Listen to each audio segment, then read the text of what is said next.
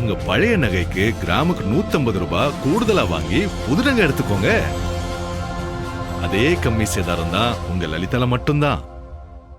Govindarajan sir, எப்படி பார்க்க வேண்டி இருக்கிறது?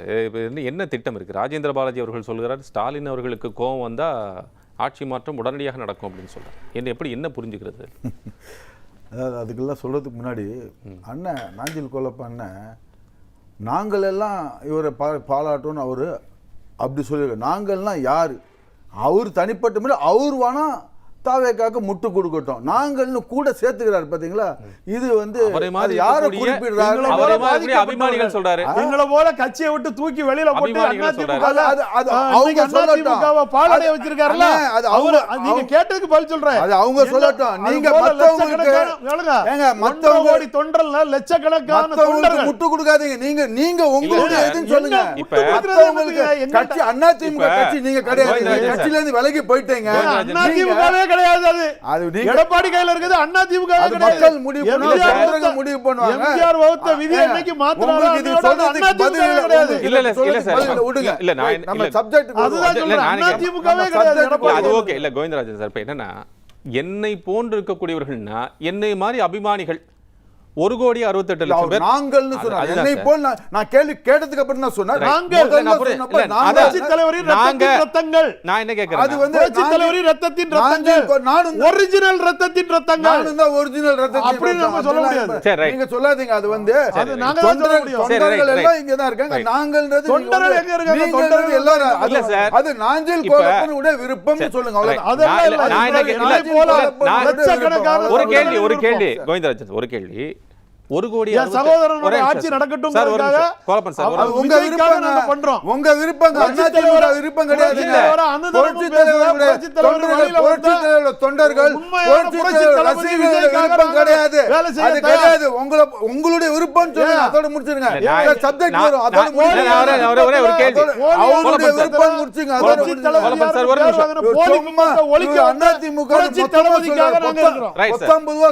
அவருடைய விருப்பம் அதோட முடிங்க.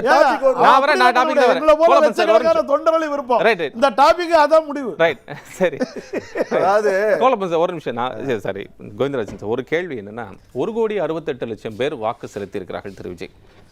அதிமுக தொண்டர்கள் யாருமே அதுல இல்லையா? ஏங்க, அதிமுக தொண்டர்கள் யாரும் அதுல இல்லையான்றது நிச்சயமாக அது நான் அடித்து சொல்வேன். விஜய்க்கு அதிமுக தொண்டர்கள் வாக்கு செலுத்தி இருக்க மாட்டார்கள். மாண்புமிகு விஜய் அவர்களுக்கும் தாவேகா கட்சிக்கும் அதிமுக தொண்டர்கள் யாரும் வாக்கு அளித்திருக்க மாட்டார்கள். இப்ப இவர் சொன்னாரு, யாருக்குமே வாக்கு அளிக்கலன்னு சொன்னார். இவரு வந்து அதாவது அவரு பிடிக்கலன்னா வாக்கு அளிக்காத இருப்பார். இப்ப அண்ணனே சொன்னார், நான் எந்த கட்சிக்கும் வாக்கு அளிக்கல. அண்ணனே சொன்னார், ஜனநாயக கடமை சரிவர ஆற்றவில்லை. திரு நாஞ்சில் கோலப்பன் அவர்கள் ஜனநாயக கடமை ஆற்றவில்லை.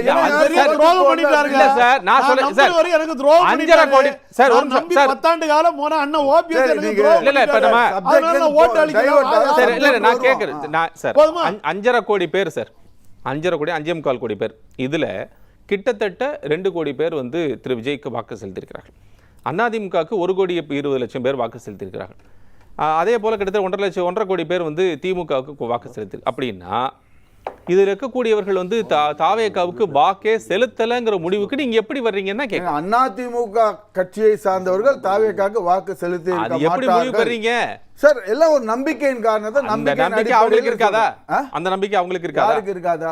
தாவேகா ஆதரவாளர்களுக்கு. ஏங்க, நான் அடித்து சொல்ற எந்த ஒரு அதிமுக தொண்டர்களும் அது கோவிந்தராஜன் அவர்களுடைய விருப்பம். ஏங்க, சரியா? தொண்டர்கள் யாரும் போட மாட்டாங்க. நீங்க எதிர்பார்க்கிற தொண்டர்கள் உங்க விருப்பம். சப்ஜெக்ட்டுக்கு வராது. இப்ப ஏன் நீங்க இத பத்தி பேசிட்டு இருக்கீங்க? சப்ஜெக்ட்டுக்கு வாங்க. சப்ஜெக்ட்டுக்கு வாங்க. இல்ல, எதுக்கு கேட்ட கேள்வி இப்ப ராஜேந்திர பாலாஜியை பத்தி அவர் சொன்னதை பத்தி இப்ப சொல்லி இது பண்ணிருக்கிறீங்க.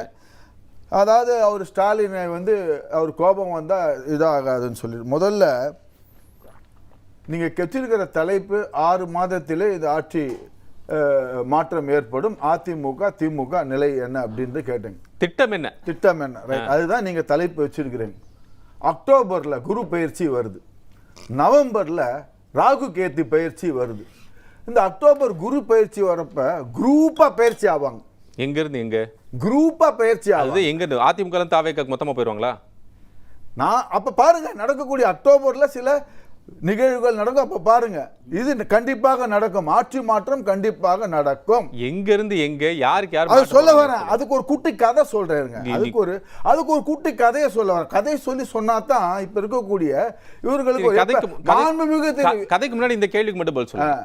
குரூப்பா வருவாங்கன்னு சொல்றீங்களே, எங்க இருந்து எங்க வருவாங்க, யாரு வருவாங்க, அதே பதில் சொல்லுங்க. குரூப்பா போறவங்க இவருடைய கட்சியில இருந்தே வரதுக்கு வாய்ப்புகள். தாவேகால இருந்து எங்க போவாங்க? தாவேகால இருந்து எங்க வேணா போகலாம், வாய்ப்புகள் இருக்கிறது. அதிமுக இருந்து அதிமுக இப்ப போயிருக்கிறவங்க தவிர வேற யாரும் போகிறதுக்கு ஏற்கனவே மாநாட்டுக்கு வந்து மாவட்ட அளவில் நடக்கக்கூடிய நிர்வாகிகள் கூடத்துக்கு எம்எல்ஏக்கள் போக மாட்டேங்கிறாங்க. ஏங்க அவங்க போகலன்னு அவங்க தனிப்பட்ட விருப்பங்க. பட் ஆனாலும் அதிமுகவிலிருந்து இப்ப இருக்கக்கூடிய எம்எல்ஏக்கள் அப்படியே இருந்துட்டு இருக்காங்க. ஒருவேளை போனாங்கன்னு வச்சா அது அவங்களுடைய எதிர்காலம், அவ்வளவுதான். அவங்களுடைய எதிர்காலம் அஸ்தமித்து போய்விடும். நான் விஷயத்துக்கு வரேன். அதாவது மாண்புமிகு ஜோசப் விஜய் அவர்களுக்கு பைபிள்ல இருந்து ஒரு சின்ன இதை சுட்டி காட்டணும்னு இருப்பேன். சொல்லுங்க. இயேசுநாதர் அவர்கள் சொல்லி இருக்கிறார், நீ எந்த அளவையால் அளக்கின்றாயோ அதே அளவையால் உனக்கு அளக்கப்படும். சரி, இது பைபிள்ல இயேசுநாதர் குறிப்பிட்டிருக்கார். இது மாண்புமிகு திரு ஜோசப் விஜய் அவர்களுக்கு குறிப்பிடுறார். இதே அளவு தான் இன்னைக்கு நீங்க தூக்குறீங்க. அதை தான் சொன்ன அக்டோபர்ல பயிற்சி ஆகும். இந்த கதையை சுட்டி காட்டி சொன்னேன். நீங்க இன்னைக்கு தூக்குறீங்க, அதிமுகல இருந்து விலை கொடுத்து குதிரை பேரம் கொடுத்து வாங்குறீங்க எம்எல்ஏக்களை. அதே அளவை உங்களுக்கும் வரும். தாவேகால இருந்து தூக்க போறேன்னு சொல்றாரு. இவரை முதல்ல வந்து இவரை என்கொயரி பண்ணணும். அதுதான் ஏதோ அந்த செந்தில் பாலாஜி கூட இவரை சேர்த்து நம்ம வச்சு என்கொயரி பண்ணணும். ஏதோ ஒரு ரகசிய திட்டம் பண்றாருன்னு நினைக்கிறேன். தாவேகா ஆட்சியை கலைக்கிறதுக்கு குருபெயர்ச்சி வரும். ஆமாங்க, இது வந்து அஸ்ட்ராலஜிக்கல் பிரகாரம் இது போல நடக்கும். இதுதான் நடந்துட்டு இருக்குது. செந்தில் பாலாஜியோட கூட்டாளி நினைக்கிறேன். இன்னொரு ஒரு பைபிள்ல இருக்கக்கூடிய ஒரு கதையை சொல்றேன். மீண்டும் இன்னைக்கு மாண்புமிகு திரு ஜோசப் அவர்களுக்கு பைபிள்ல இருந்தே பல்வேறு கதைகளை மாண்புமிகு முதல்வர் திரு ஜோசப் விஜய் அவர்களுக்கு பைபிளில் இருந்தே நான் வந்து சில கதைகளை சுட்டிக்காட்ட விரும்புகிறேன். இன்னொரு கதை, இயேசு கிறிஸ்துவின் முக்கிய சீடர்களின் ஒருவரான ஜூதாஸ் அவர் வந்து 30 வெள்ளிக்காசுக்கு இயேசுநாதரே காட்டி கொடுத்துட்டார். எவ்வளோ? 30 வெள்ளிக்காசுக்கு இயேசுநாதரே காட்டி கொடுத்தார். அவருடைய முக்கிய சீடரான ஜூடாஸ். இன்னைக்கு எம்எல்ஏக்கள் அப்ப 30 வெள்ளிக்காசு, இன்னைக்கு எவ்வளவுன்றது மக்களின் புரிதலுக்கு. ஜூடாஸோட நிலைமை என்ன ஆச்சு தெரியுமா? அதையும் சொல்லுங்க. பைபிள்ல படிச்சீங்களா? அதையும் சொல்லுங்க. இன்னைக்கு மக்களோட நிலைமை என்ன ஆச்சு?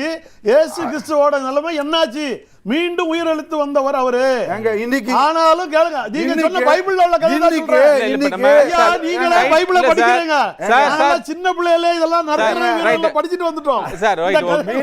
நான் என்ன கேக்குறேன், அந்த இதுக்கு நான் வாதத்துக்கு வரல. அதாவது சார் ஒரு நிமிஷம், இல்ல கேள்வி விஜய்க்கு முன்னாடி ஒரு எழுத்துதா சார் உங்களுக்கு எல்லாம் வலிக்குது சார். ப்ளீஸ், நான் என்ன சார், ரொம்ப இப்ப நீங்க கதை சொல்றீங்க, இந்த கதையினுடைய பொருள் என்ன? பொருள் தான் வர, அதாவது அன்றைக்கு 30 வெள்ளிக்காசுக்கு காட்டி யாரை காட்டி, ஒரு நிமிஷம் சார், யாரை காட்டி கொடுக்க போறாங்க இப்ப இதுல வரப்போது? இப்ப இடி வந்து அமலாக்கத்துறை இந்த இதை எடுத்துட்டாங்க. இன்றைக்கு இந்த தாவேகா குதிரை பேரம் சம்பந்தமாக அமலாக்கத்துறை இன்றைக்கு எடுத்து விட்டது. அது விசாரணை பண்றாங்க.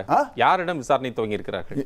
அந்த இதை எடுத்தாச்சு. இப்ப அமலாக்கத்துறைக்கு போயாச்சு சார். இது போனதுக்கு அப்புறம் இனிமே நடக்கக்கூடிய நிகழ்வுகள், அதுதான் நான் சொன்னேன், இனிமே நடக்கக்கூடிய நிகழ்வுகள் எல்லாம் அந்த குரு பயிற்சி, குரூப்பா பயிற்சி ஆவாங்க. இதை வைத்து மனதில் வைத்துக் கொண்டு தான் கூறுகிறேன். நிறைய இருக்கு. அதாவது பல்வேறு கவிஞர் கண்ணதாசனுடைய பாடல் வரிகள் இந்த சமயத்தில் நினைவுக்கு வருது. விளம்பரத்தாலே உயர்ந்தவன் வாழ்க்கை நிரந்தரமாகாது. அதுதான் இப்ப கூடிய இருக்க ஆட்சி. விளம்பரத்தாலே உயர்ந்தவன் வாழ்க்கை நிரந்தரமாகாது. சரி, என்ன, அதுதான் இப்ப சுட்டி கவிஞர் கண்ணதாசன் எழுதிய ஒரு பாடல் வரிகள். இந்த ஆட்சியை எப்படி ஒரு கவரிங் நகை கூட தங்க நகை போல மினு மினு மினு மினு மினுப்பும். ஆனா அந்த கவரிங் நகை காலப்போக்குல என்ன முடிச்சிடுறேன். பதில் சொல்லுங்க. அதை தவிர எல்லாத்தையும் சுத்தி வரீங்க. எப்படி என்ன திட்டம் வச்சிருக்கீங்க சார்? அந்த கவர் நான் முடிச்ச கவரிங் நகை ஆரம்பத்தில் அப்படியே மினு மினு மினு தங்க நகை போல இருக்கும். ஆனா 6 மாதம் கழிச்சு அந்த கவரிங் நகை கருத்து வெளுத்து போயிடும். அந்த நிலைமை தான் இன்றைக்கு இந்த ஆட்சி. என்ன திட்டம் வச்சிருக்கீங்க அதை சொல்லுங்க. இப்ப நீங்க எல்லாம் ஷிஃப்ட் ஆவாங்கன்னு சொல்றீங்க, குரூப்பா பயிற்சி ஆவாங்கன்னு சொல்றீங்க. குரூப்பா பயிற்சி ஆறதுக்கு இழுக்கிறதுக்கு ஏதாவது ஒரு திட்டம் வேணும் இல்லையா சார்? எந்த திட்டம்? மாண்புமிகு புரட்சி தலைவர் அவர்கள் எடப்பாடியார் என்ன சொல்லிருக்கோம்? பொறுப்போம் பொறுமை காப்போம், பொறுப்போம் பொறுமை காப்போம். இதுதான் மாண்புமிகு எடப்பாடியார் அவருடைய இது சொல்லியிருக்கிறார். எவ்வளவு நாளைக்கு சார்? சார் அது மக்கள் வந்து நாங்கள் ஏற்றுக்கொள்கிறோம். மக்களின் முடிவை அதிமுக கட்சி ஏற்றுக்கொண்டுள்ளது. மக்கள் தீர்ப்பே மகேசன் தீர்ப்பு. மக்கள் இந்த ஆட்சியை, அதாவது ஒரு தனிப்பெரும்பான்மை இல்லாத ஒரு மைனாரிட்டி ஆட்சியா இந்த ஆட்சிக்கு இது பண்ணியிருக்காங்க. யாருக்கும் இது பண்ணல. நீங்க சொன்னீங்கல்ல அவருக்கு இது பண்ண, அதாவது மக்கள் எல்லாம் இவ்வளவு கோடி வாக்காளர்கள் இது பண்ணாங்க. 126 தொகுதிகளே மக்கள் இவர்கள் புறக்கணித்து இருக்கிறார்கள். எவ்வளோ 234 126 தொகுதிகளிலே அதிமுக கணக்கையும் சொல்லுங்க. 126 மொத்தமா நான் சொல்ல வரேன். இந்த ஆட்சியை நீங்க உடனே டக்குன்னு அதிமுக இந்த ஆட்சிக்கு மக்கள் நீங்க ஒரு கேள்வி வைக்கிறீங்க, அப்ப உங்களுக்கு ஒரு எதிர்கேள்வி வருமா? 126 தொகுதிகளிலே இந்த தாவேக ஆட்சியை மக்கள் புறக்கணித்து உள்ளார்கள். எத்தனை இடத்துல அதிமுக டெபாசிட் சொல்லுங்க சார். அதிமுக எத்தனை டெபாசிட் அளந்து 100க்கு மேல டெபாசிட் மேல எல்லாம் கிடையாது சார். அதிமுக 100க்கு மேல அப்படி தவறான தகவல் சொல்லாதீங்க.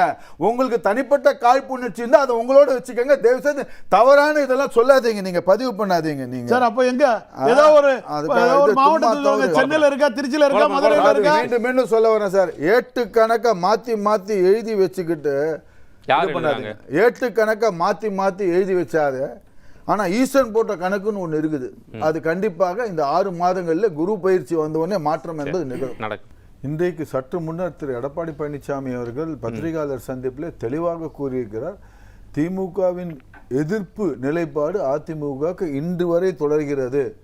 நாங்கள் திமுகவை எதிர் துருவங்களாக அப்படின்னா ராஜேந்திர பாலாஜி அவர்கள் முன்னாள் அமைச்சர், இபிஎஸ் முகமாக அறியப்பட்டதாக தன்னை சொன்னவர், நிறைய திமுகவின் நெருக்கடிகளை சந்தித்தாக அவர் சொன்னவர்.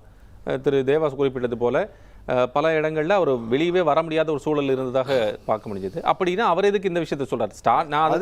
தனிப்பட்ட கருத்தாக இருக்கலாம், அது அதிமுகவின் கருத்தாக ஏற்றுக்கொள்ள முடியாது. கட்சி நிர்வாகிகள் மத்தியில் உட்கார்ந்து பேசுறாங்க சார். அது தனிப்பட்ட சார். இன்றைக்கு பேச்சு சுதந்திரம், கருத்து சுதந்திரம் இருக்கு. அதிமுக என்கின்ற கட்சி ஒரு ஜனநாயக முறைப்படி செயல்படு, அது அவருடைய தனிப்பட்ட கருத்தாக இருக்கலாம் தான் நம்ம இதில் எடுத்துக்கொள்ள. இன்றைக்கு சற்று முன்னர் திரு எடப்பாடி பழனிசாமி அவர்கள், மாண்புமிகு பொதுச் செயலாளர் எடப்பாடி பழனிசாமி அவர்கள் இதை தெளிவுபட இது வந்து தெளிவுபடுத்தி இருக்கிறார். திமுக எதிர்ப்பு நிலை இன்றளவும் அதிமுக தொடர்கிறது. இருவேறு துருவங்களாகத்தான் செயல்படுகிறது. அந்த தீய சக்தி என்கின்ற அந்த திமுகவை நாங்கள் எதிர்த்து கொண்டுதான் இருப்போம் அப்படின்றது எடப்பாடி பழனிசாமி அவர்கள் இன்றைக்கு இப்ப சற்று முன்னர் நடந்த பத்திரிகையாளர் சந்திப்பில் புரட்சி தலைவி ஜெயலலிதா அம்மையார் இருந்திருந்தப்ப எதிர்கட்சி தலைவரா விஜயகாந்த் கேப்டன் இருந்தாரு. அங்க பெரும்பான்மை அரசு அதிமுக அரசு இருந்துச்சு. ஆனாலும் கூட விஜயகாந்த் கட்சியிலிருந்து அங்க வந்து அதிமுக வந்து சேர்ந்தாங்க. பெரும்பான்மைக்கு அப்புறம் அவங்களா விருப்பப்பட்டு சேர்ந்தாங்க. அதுதான் வந்து நம்ம வந்து இது. ஆனா இப்ப நடக்கக்கூடிய அதுல இருக்கக்கூடிய அந்த ஒரு பிரிவினர் வந்து ஆளுகின்ற அரசுக்கு, அதிமுக அரசுக்கு சப்போர்ட் பண்ணி அதற்கு தனியாக உட்கார்ந்து இருந்தாங்க. அந்த சூழல் நீங்க சொல்றீங்க. 11 எம்எல்ஏ அந்த தனியார். ஒரே ஒரு நிறைவு கருத்து ஒன்று சொல்லணும்னு விருப்பப்படுறேன். கொஞ்சம் எனக்கு அவகாசம் கொடுங்க. ஒரே ஆல்ரெடி ரொம்ப டைம் ஆச்சு. இந்த இதை சொல்லி முடிச்சிடறேன். அதாவது இந்த ஆட்சி இந்த தானாகவே கவிழ்ந்து பல்வேறு சூழல்கள் ஏற்பட்டது. இப்ப கரூர் போயிருந்தார். இந்த கரூர் சம்பவம் குறித்து சிபிஐ வழக்கு நிலுவையில் இருக்கிறது. அது நிலுவையில் இருக்கிறப்ப ஒரு முதல்வர் போயிட்டு அங்க போயிட்டு அந்த சாட்சிகளை எல்லாம் இன்டிமிடேட் பண்ற லெவலில் போய் பேசியிருக்கார். அது குறித்து திமுக இன்றைக்கு அந்த கரூர் வழக்கை உச்சநீதிமன்றத்தால் நியமனம் செய்யப்பட்ட நீதியரசர் ரஸ்தோகியிடம் புகார் அளித்திருக்கிறார்கள். அந்த புகாரையும் அவர் ஏற்றுக்கொண்டு சிபிஐ மீது நிச்சயமாக இது குறித்து உச்சநீதிமன்றம் ஒரு தெளிவான ஒரு அப்சர்வேஷன் போட்டு இது தவறுன்னு சுட்டி காட்டினா அப்ப இந்த ஆட்சியின் மீது ஒரு இது அவநம்பிக்கை வரும். இன்னொன்னு அப்ப தன்னை கலையுங்கிறீங்க. விஜய் அவரு குற்றவாளியே கிடையாது சார். சார் அது அவர் குற்றவாளியே கிடையாது. சிபிஐ முடிவு ஜோடிச்சு கரூர் போன முதலமைச்சர் சிபிஐக்கு போனார். அவரு கரூர் குற்றவாளியில ஏன் இங்க சிபிஐக்கு போனார்? விசாரிச்சாங்க. 2 முறை போனார். ஸ்டாலின் விசாரிக்கல சார். ஸ்டாலின் விசாரிக்கல. எடப்பாடி பழனிசாமி விசாரிக்கல. குற்றவாளி இல்லை என்று மாண்புமிகு முதல்வர் திரு ஜோசப் விஜய் அவர்கள் தயவு செய்து சார் அவர் சார் ரெண்டு விருந்தினர்களும் தயவுசெய்து புரிஞ்சுக்கணும். இது வந்து உச்சநீதிமன்ற தலைமையில அப்சர்வேஷன்ல இருக்கக்கூடிய விசாரணை. அதனால நீங்க வந்து நீங்க கமெண்ட்ஸ் பாஸ் பண்ணுங்க, கவனமா பாஸ் பண்ணுங்க. நான் என்ன சொல்றேன், உச்சநீதிமன்ற கமெண்ட்ஸ் அவங்க அது வரும். அது சார் இந்த ஆட்சி தானாக கவரும் sir. Let the honourable supreme court decide sir. நீங்க அதுதான் நான் சொல்ல வரேன். நீங்க அது டிசைட் பண்ண நீங்க எப்படி சொல்றீங்க? அவங்க டிசைட் பண்ணி அது வந்து டிஸ்கிரிஷனாக கவரும். No please discretion of the supreme court அவங்க டிசைட் பண்ணுவாங்க. உங்க பழைய நகைக்கு கிராமுக்கு 150 ரூபாய் கூடுதலா வாங்கி புது நகை எடுத்துக்கோங்க. அதே கம்மி சேதாரம் தான் உங்க லலிதால மட்டும்தான்.